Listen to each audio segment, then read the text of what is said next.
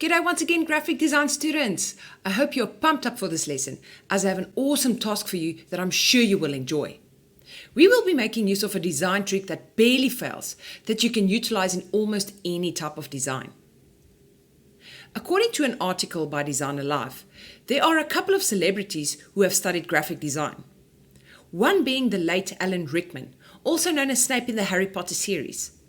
We have Ricky Wilson, frontman of the English indie rock band Kaiser Chiefs, Andy Serkis, Gollum in the Lord of the Rings trilogy, Chuck D of the rap group Public Enemy, the late David Bowie, as well as the late Freddie Mercury, lead singer of the rock phenomenon Queen. The quote that I would like to share with you today is not a design quote, but rather a saying my father taught me. You're going to work the rest of your life. You might as well enjoy it. And this is a quote that I have since been applying in my life. It is not always a matter of finding something you enjoy, but rather making something you don't enjoy enjoyable. Make this a lesson for every part of your life and not only work. This is in fact more difficult to achieve, but way more rewarding. Eventually, you will develop a passion for this task you once hated, and that is what makes you successful. Remember that you can access your previous lessons by simply clicking on the Watch Recording button. This feature comes in very handy when you would like to recap on program demos as well. A friendly reminder to attend all your lessons. Discipline is one of the most important characteristics when it comes to work ethics. I'm sure you have all downloaded Adobe Illustrator by now. How would you have otherwise been able to create your logo? How did you find working in Adobe Illustrator? One thing is certain, it will only get easier. Remember that you can claim an additional 15% off if you sign up to Adobe. As always, you can make contact with Morpheus, your classmates, or you can send me an email at support@shawacademy.com. I will get back to you as soon as I possibly can. Let's put Morpheus to the test. Do you think your second attempt at creating a logo is better than your first, considering what you have learned so far? Simply type Y for yes or N for no. To answer another question some students had, what is the difference between Illustrator and CorelDRAW? Illustrator is the opposition to CorelDRAW. It's similar to comparing BMW to Mercedes-Benz. Both programs are excellent and they basically provide the same functions. Some companies, mostly printing companies, prefer their designers to work in CorelDRAW, whereas other companies, mostly advertising companies, prefer Illustrator. I find Illustrator to be more popular due to the fact that it correlates well with Photoshop and InDesign. I hope you have all created your logo we spoke about in the previous lesson. As we will be using them today in the flyer we will be designing soon. Please make time to work in Illustrator, as it is crucial for you to familiarize yourself with this interface. I would first like to provide you with some valuable information before we head on to designing. Our lesson today entails looking at the different types of images. In design terms, we refer to two groups of images, raster and vector. I will then introduce you to the Works EVERYTIME layout, and later in the lesson, we will look at Adobe Illustrator again. I would like to start with a raster image first. This is the type of image most of you would be familiar with. To fully understand what a raster image is, we need to start at the smallest possible particle that builds up a raster image. I'm sure you have heard of the term pixel before. A pixel is a unit of measurement used in graphic design. Pixel is short for picture element, and a pixel is a single square of color that represents the smallest part of an image. A pixel is roughly 1/96th of an inch or 0.26 millimeters and is always square. Thus, we can say that a raster image, which is also known as a bitmap, is an image made up of thousands and millions of pixels that are joined to form a whole, almost like a puzzle and its pieces. Photographs and most images you find on the internet are raster images. Raster images are normally measured in megapixels, like images taken by your phone or any other camera. Do you remember your first camera phone? How many megapixels did it have? If you had a phone camera back in the day before we referred to megapixels, you would have had a VGA camera, and this is equal to 0.3 megapixels. My first phone camera had a smashing 1.2 megapixels. Now, my current phone has the ability to take 40 megapixel images. Technology is advancing so fast that this also has a massive impact on graphic design. If you increase the size of a raster image, you will lose quality, as you cannot add pixels that do not exist. We call this process pixelation. Please be very careful, as pixelation is one of the first methods to identify a designer from a non-designer. Raster or bitmap images usually end with JPEG, PNG, bitmap, or GIF. To determine the amount of pixels an image consists of, you simply multiply the pixel width by the height of an image. On a Mac, you can simply right-click on the image, go to Get Info, and under More Info, you will notice a Dimensions option. To access this information on a Windows computer, simply right-click on the photo as well, select Properties, and click on Details. Under the Image tab, you will find the pixel dimensions. For argument's sake, let's say your image is 4,320 pixels wide by 2,700 pixels high. By simply multiplying the width and height, you will get the megapixel count. In this case, our image is 11,664,000 pixels big. This is equivalent to 11.6 megapixels.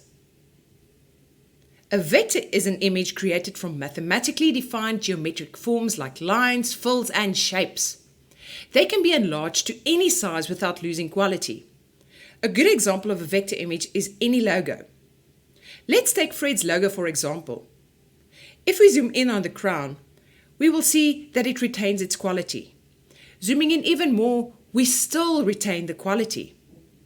A vector image extension ends with AI, which stands for Adobe Illustrator. We have an EPS file, which is encapsulated PostScript, and we also have a CDR file, which is a CorelDRAW file. Vector images can easily be converted to raster images by simply exporting them using a vector editing software like Illustrator or CorelDRAW. Kindly note that if you do not own a vector editing software, you will most likely not be able to open these files, since vector images are mostly used by designers and specialty software is required to access these files. Both raster and vector images have their advantages and disadvantages. They are also used for different reasons. A raster or bitmap image is normally a photograph or can even be a rasterized vector image. Raster images are normally edited and created in Photoshop. A vector, on the other hand, is normally in the form of a logo or any illustration created in Illustrator or CorelDRAW. Note that we can add raster images to our vector artwork, but it still remains a raster image. To make things more clear, I would like to explain each advantages and disadvantages. The more you work with these images, the better you will understand them and their uses. An advantage of a raster image is that it consists of continuous tones and thus easy to blend colors. Think about photographs, which consist of an array of colors blended together. Raster images are also relatively easy to produce. You simply take a picture. On the other hand, disadvantages are: larger raster images are suitable for printing, but since the image is bigger in file size, it takes up a lot of space. These images are known as high-resolution images. Small raster images are small in file size and do not take up as much space, but due to this, they are also low in quality and mostly used for web, email, and digital devices. These images are known as low-resolution images. Raster images cannot be enlarged. This will result in loss of quality because, simply put, you cannot add pixels that do not exist. And lastly, raster images cannot easily be converted to vector. Vector images, on the other hand, have quite a few differences. Referring to their advantages, vector images are small in file size, irrespective of the physical size of the artwork. Vector images can be scaled infinitely without losing quality. If you can recall Lesson 3's Illustrator demo, you will remember that I did not put too much emphasis on the document size, and this is exactly the reason why. Vector images are also quick and easy to convert to a raster image by simply saving it as a JPEG, bitmap, or GIF file. Their disadvantages are that it is quite difficult to create continuous tone. Like you see on a photograph. It is not impossible, but it is quite a task to create the illusion of continuous tone when creating a vector image. In other words, a vector image will not look like a photograph, but rather a digital drawing that simulates a photograph. Vectors are only accessible by making use of vector editing software, and thus you cannot work and edit a vector if you do not have access to a program like Illustrator or CorelDRAW. If I can explain the last disadvantage to you, I would have to compare a vector with a raster image. To take a photograph of a landscape, you simply pick up your camera and take the picture. As easy as that. We are not considering your photography skills here, but rather the simple process of pressing a button. If you would like to create a landscape in vector format, this will mean that you will need to digitally redraw this landscape, like an artist, and this would obviously take a long time. It will also not look like a real landscape, but a digitally drawn version. Let's play a game called Guess the Image. It's quite easy, and you simply need to guess whether the image I will show you is a raster or vector image. Simply type R for raster or V for vector into Morpheus's text box. Image 1 is a raster image. How do I know this? Since one of the advantages we mentioned at raster images is that they consist of continuous tone. See the blending of colors on the powdered paint? An easy way to determine a raster image is by simply asking yourself whether this image looks like a photograph. If it does resemble a photograph, it most probably is a raster image. What does image 2 look like to you? Would you type R or V? If you guessed vector, you are correct. The easiest way to tell this is the fact that this image looks drawn. The third image might be a bit tricky. What do you think this image is? Still not sure? Well, let me explain this to you. This image is a combination between a raster and vector image. If you look carefully, you can see the light bulb looks quite realistic, which is an indication that this was taken from a real photograph. The pencil, on the other hand, looks digitally drawn by simply looking at the shading and texture. Considering the background, which entails a lot of detail, this is most probably a raster as well. What about this image of an orange teapot? Again, simply type R or V. If you guessed raster, you are correct. The texture on the orange teapot is way too realistic to be a vector. By now, I think you're getting the hang of things. This is a very realistic vector drawing. You can however see that it is not real by again looking at the almost perfect shading and texture. It is just too perfect. Kindly note that with a lot of time, effort, dedication, and talent, some graphic artists are capable of creating extremely realistic looking vector images. But in general, these are the key factors in identifying the differences between raster and vector images. And with a trained eye, you will be able to tell the difference.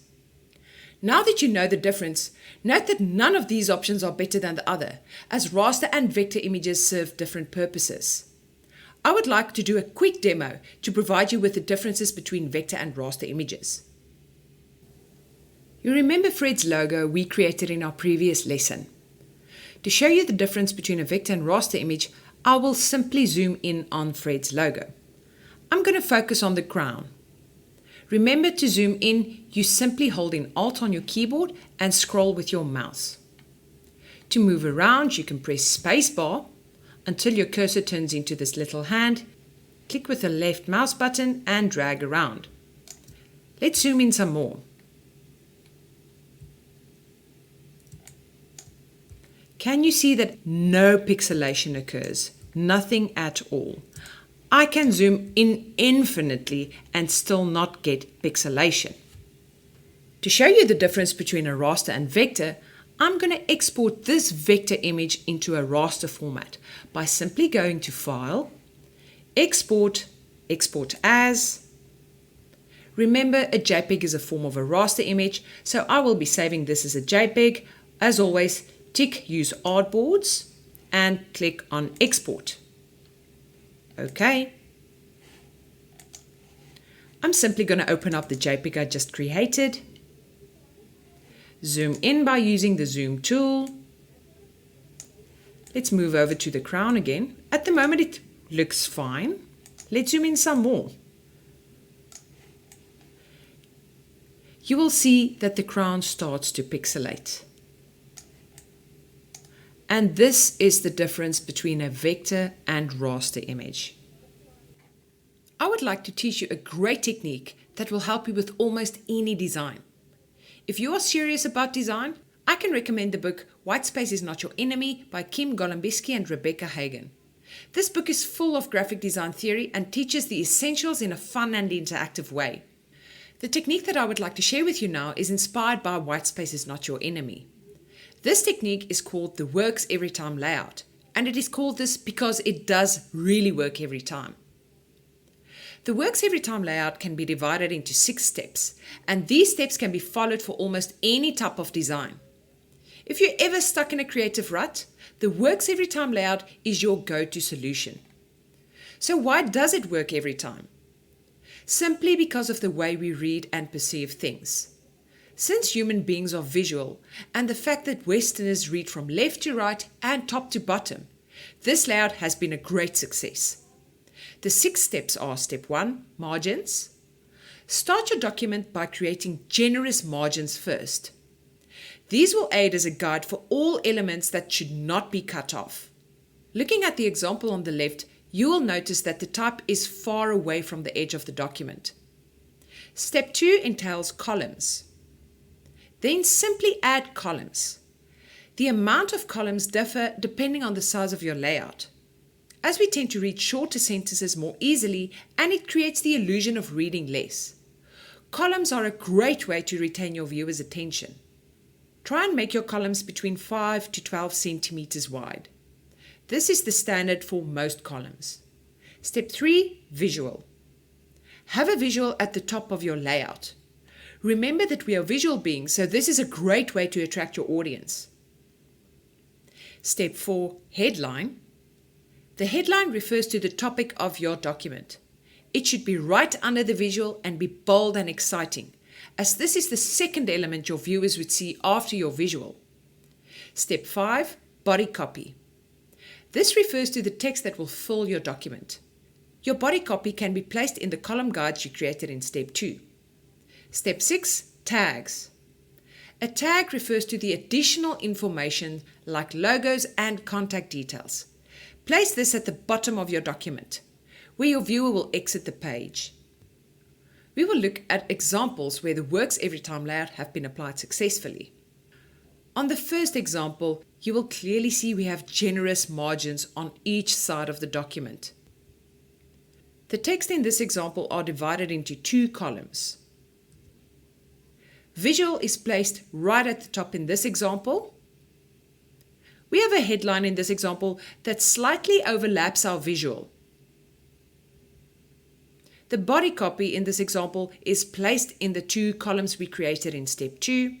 And our last step, tags. You will see the contact details are at the bottom of this document. I would now like to move over to Illustrator, and as a challenge, you can also create your very own flyer. I have added all the details in your starter pack. You are, however, welcome to use your own details as well. We will look at how to apply the steps in the Works Every Time layout. I've already created Fred's flyer, and I will now also show you step by step on how to do it in Adobe Illustrator. I have my document, or rather, I have my folder here with all the document info. And you will see that I've got my logo, which I created in the previous lesson, the new flyer, as well as a JPEG version of the flyer. This is what it looks like. Can you see how the Works Every Time layout have been applied here? And then also a stock image that I downloaded. I will also give you some references to stock images or websites that you can make use of. So open up my flyer. On the right hand side, you will notice that I created an additional artboard. To do this, you can simply go to your right hand panel, and here at the bottom it says artboards. These are 2 squares that overlap each other. You can simply click there and click on the new artboard option at the bottom. There I've got another artboard, but I don't really need that at the moment, so Ctrl Z or Command Z to remove that. This is the info that I used on my flyer. We're going to recreate this. We can go to File and click on New. Normally, the size of a flyer is A5. I'm simply going to create an A4, which is bigger than an A5, so it gives me grace to make it smaller if I want to, but if I would like to print it slightly bigger, I won't need to worry about losing quality. Because as you would notice, we have an image here, a photograph at the top, which means that this is a raster image. And you can't add pixels that do not exist. So I would rather create a bigger document and make it smaller than the other way around. Clicking my A4, portrait, happy, create. What is the first step of the Works Every Time layout? It wants us to create margins. I cannot stress this enough as this is so important, and the reason why I stress this so much is because I've learned the hard way. In the beginning, I didn't worry too much about my margins, but one day when I wanted to print something for a client, I realized that margins are so important, and at the end it cost me a lot of money. To create margins, on our originally created flyer here, you will see these blue guides. These are the margins. Don't worry about them, they are only guides, and if you print this document they won't show. You will only be able to see these guides in Adobe Illustrator anyways. I need to activate the ruler. But default, Illustrator do not have the ruler activated. To activate your ruler, you can simply press Ctrl R on your keyboard or Command R for ruler on a Mac. You will see that my ruler has been activated here. You can even change the type of measurement on your ruler by simply right-clicking on it and choosing your desired measurement units. Mine's already on millimeters and I'm happy with that. When it's an A4 document, I add a 2 centimeter or 20 millimeter margin. You will simply go to your vertical and horizontal ruler. I'm going to start with my vertical ruler. Click and drag until it reaches 20 millimeters, release. The same with your vertical ruler. Click and drag 20 millimeters, release. You can perhaps have it at 15 millimeters or 10 millimeters. I just learned to be really generous with my margins because it also looks a bit more sophisticated in anyways. Going to the bottom part of my document, zoom in, 20 millimeters. And then you will see that our guide or our ruler doesn't start on 0 millimeters here because it obviously starts at the top left corner, which is 0 millimeters there. So how would I change it to 0 millimeters when I get at this bottom right corner? You can simply drag the corner of the ruler here to wherever you desire. For now, I'm going to drag it to the edge of my document and it will reset your ruler to 0 on this side. Now I can simply drag my horizontal ruler to my 20 millimeter guide. Oh, that's on 10. I just need to change that. 20. Now I have my guides and I will be able to work on my document. Step 2 entails columns. So I will create 2 columns for this document. To do this, I need to determine the center of the document because I want 2 equally created columns, one on the left and one on the right. On your left-hand panel, you will see this icon, which looks like an artboard. This is called the artboard tool. If you click on it, you will see that it creates guides around your artboard. This also gives me an indication of the center of my artboard. So I'm simply using this tool at the moment to help me to indicate the center, but you can also crop your artboard and resize it. Click and drag. Click and drag. As simple as that. Go over to my selection tool again to deselect that. Zoom in. One very important feature that you need to know is that columns can't touch each other. There will always be a gutter in between. And as with your margins, please have a generous gutter as well.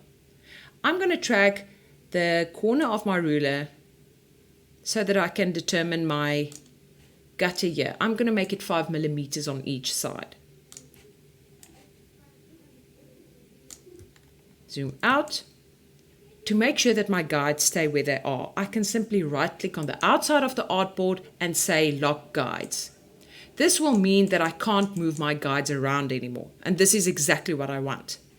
Let's go back to my flyer and see what this looks like. Our next step, step 3, entails the visual. I'm simply going to place the visual. Now there are different ways of placing a visual on your artboard. One being File, Place. I will locate my image, my stock image that I downloaded. If you would like to use stock images, let me quickly write the stock images websites. A really awesome stock image website that I did mention in lesson 1, but just in case you forgot, is Pixabay. Pixabay.com. You can visit Pixabay and download some really awesome free stock images to use. So I've got my top image here, resizing it, holding in Shift, but it takes up quite a lot of space. To change the ratio of this document, I can create a clipping mask. To do this, I'm going to use my rectangle tool, click and drag the desired ratio that I want. In this case, I would like it to end around here. Don't worry about the color because I'm going to insert my image into this black block. Going back to my selection tool, I make sure that I select both my square and my photograph and simply press Ctrl 7 or Command 7 on a Mac. The other option is, I don't know the long way. I don't know. Create clipping mask. You go to Object, Clipping Mask, Make. I don't always know the long route. I'm a shortcut type of person. So to change this, if you don't like the ratio and you want to go and change it afterwards, because we're not going to stretch the image, that's stupid. We don't stretch images. You can simply double click on the image, hover until you get the edge of your cropped or your clipping mask, and you can drag that to the desired size you want. Once you're happy, you just double click outside of your image. Step 4 entails the headline. So our headline is The Art of Perfecting Coffee. I'm going to copy this, or you can retype it. I would simply copy it. Go to my document again. I have the type tool activated. Click and paste. Control C to copy, Control V to paste. Command C, Command V if you're using a Mac. I would like to place this just underneath my visual, and I can change the typeface.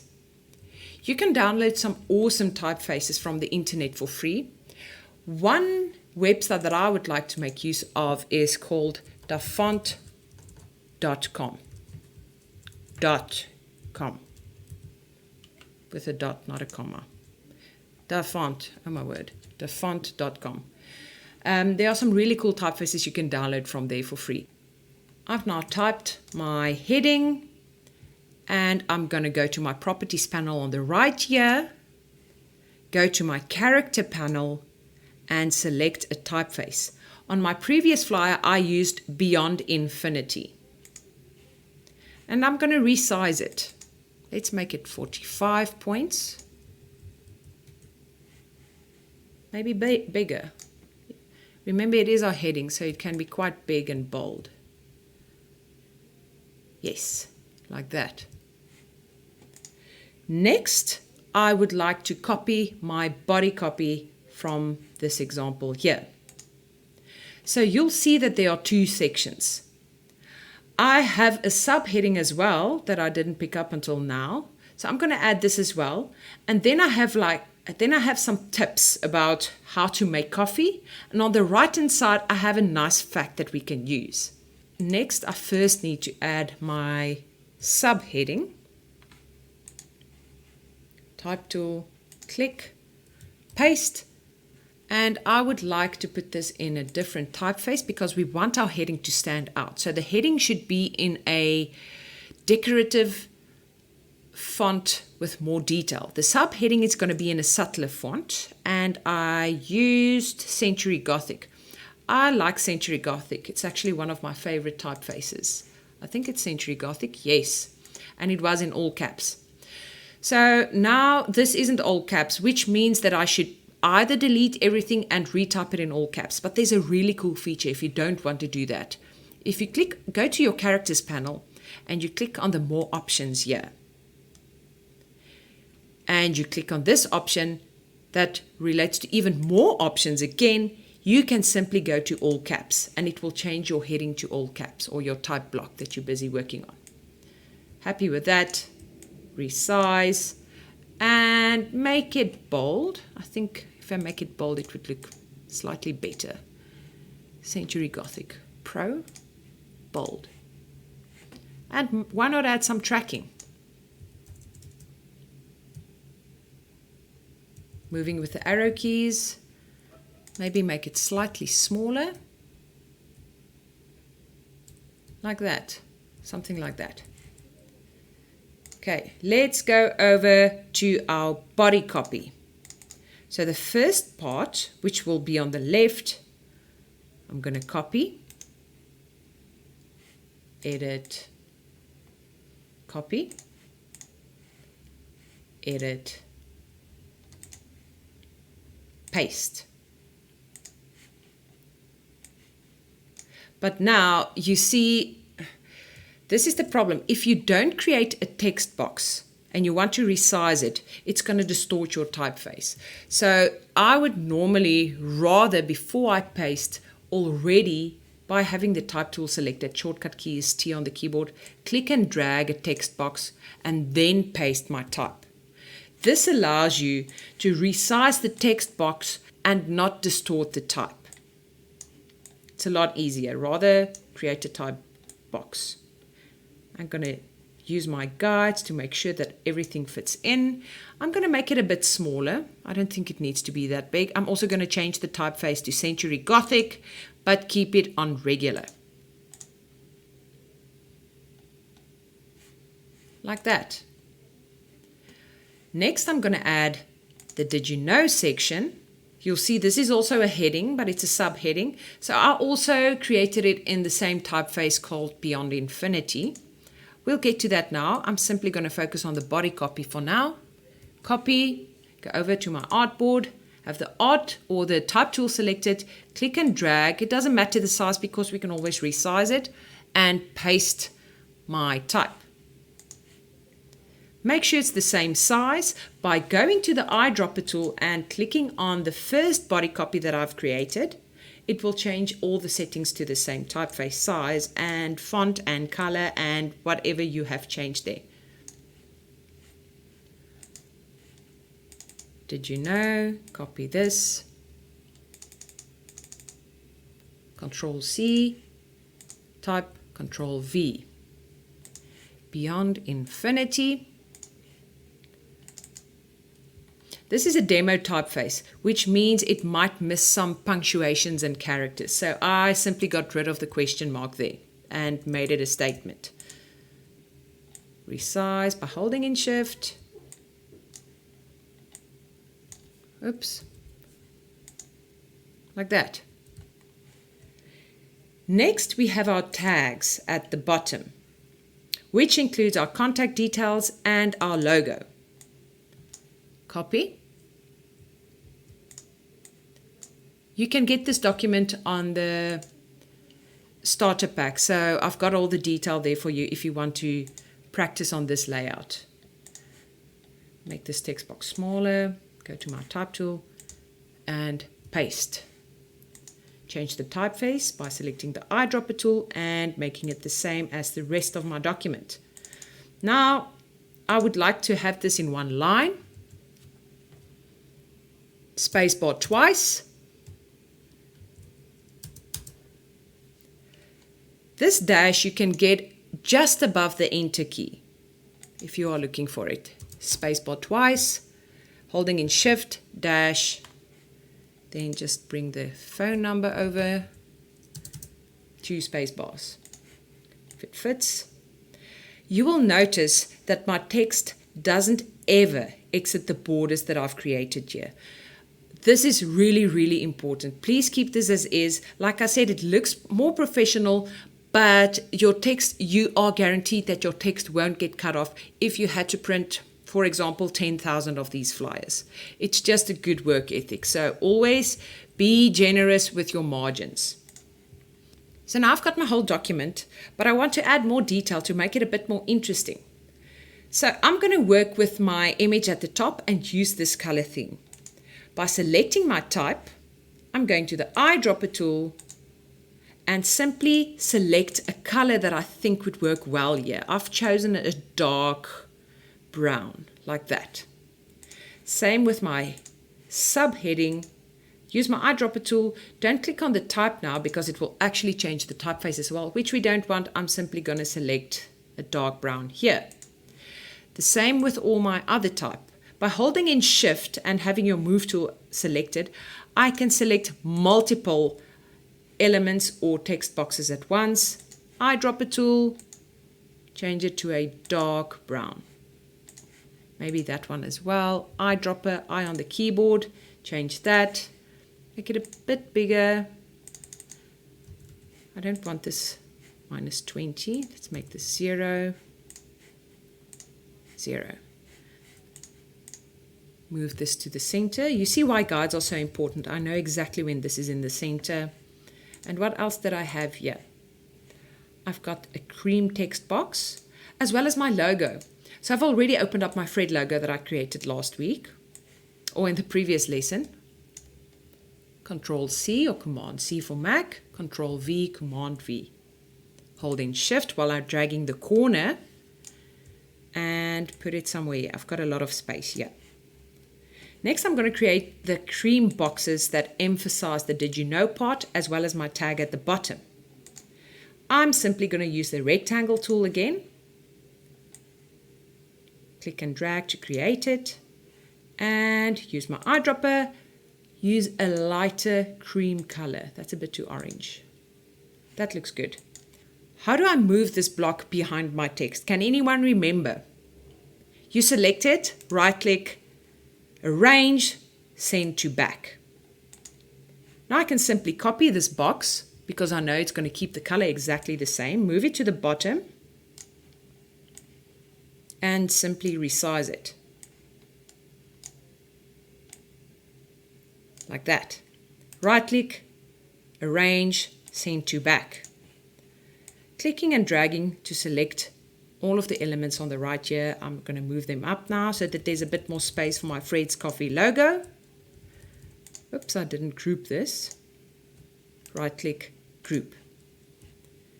Move it up. And this literally took me a couple of minutes to create this flyer. And this is the Works Every Time layout. We have our visual at the top. We have our heading and subheading that's important and it stands out and it's emphasized more than our body copy. We have our columns and we have our tag at the bottom with our logo as well. To save it, we can simply go to File, Save. I already created it beforehand, so I'm going to call it Fred's Flyer 2. And it will save it automatically as a vector file because this is a .ai Illustrator document. Okay. To export, File, Export. We're going to save it in a format to either take it to the printers or give it to Fred so he can take it to the printers. And we're going to click on Export As. We can save it as a JPEG because this is a very good format that most computers can read. Tick Use Artboards, Fred's Flyer 2. I'm happy with the name and simply click on Export. Quality is important in this sense and we're going to leave it as a large file. The resolution, which I'll explain to you next week, should be set to high if you want to print it. If you're going to use it on social media or only to email people or whatever, if it's going to be used for any digital purposes, you're going to save it as screen.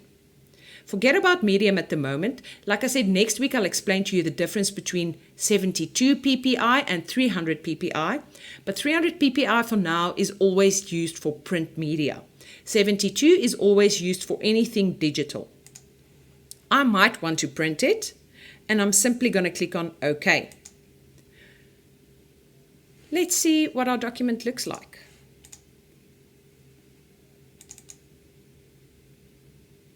This would be a really good attempt if this is your first flyer created. It works perfectly, there's enough negative space, we considered all the elements and principles of design, there's enough contrast, there's balance, everything just works well, and we know that we should start at the top left here and continue to the right column, and we'll end at the bottom here. By simply applying the Works Every Time layout and basic but crucial features in Adobe Illustrator, you should receive a similar result to this. Please don't forget to focus on applying your elements and principles of design effectively. I'm curious to see what you have come up with, so please share your final flyer on social media, whether it's Facebook, Instagram, Pinterest, whatever social media platform you are using. Simply use the hashtag #SureFlyerDesign. The more you practice, the better you will become, and eventually, by simply gaining more confidence, you should soon be able to create even more impressive designs. One thing's for sure, the Works Every Time layout does really work every time. The second option I created here also made use of the Works Every Time layout, but in a less traditional sense. Looking at how the elements and principles have been applied and understanding Illustrator better, I'm sure that you will be able to create a similar design. All elements on this design were done with the tools you have learned in these lessons so far. Before I end off today's lesson, I would like you to experiment with Illustrator. And if you figure anything out, simply make a note of it. It might come in very handy in future. Do practice on Illustrator, as this is the only way you will be able to grasp the functions of this extremely versatile program. Don't be scared of experimenting. Exciting times ahead, as next week we will start using Photoshop. You can simply download the trial version of Photoshop like you did with Illustrator. You will be able to get access to the free trial for not only 7 days, but 30 days, since Shaw Academy has partnered with Adobe. Please be sure to make use of this amazing offer while you are enrolled for this course. Since we know the difference between a vector and raster image, we will focus on pixel dimensions and how to identify if an image is suitable for web or print in our next lesson. After a brief theory introduction, I will do a Photoshop demo with you, which you will thoroughly enjoy. We have reached the end of Lesson 4 and are officially halfway through Module 1. To recap, we discussed the differences between a raster and vector image and looked at their advantages and disadvantages. The Works Every Time layout is a foolproof method for designing almost any layout-based design, and we looked at its 6 steps. We then moved over to Illustrator, and making use of the logo we created after Lesson 3, we designed a pamphlet for Fred's Coffee Shop, making use of the Works Every Time layout, of course. I'm sure by now you cannot wait to work in Illustrator, so please use any free time you have to familiarize yourself with Illustrator. Also remember to rate this lesson. If you have any questions, please send me an email at support@shawacademy.com. I hope you are amped for Lesson 5, so do come back next time, as Photoshop is going to be awesome. We are getting closer to the end of Module 1. Thank you for joining me today, and I'll see you next week.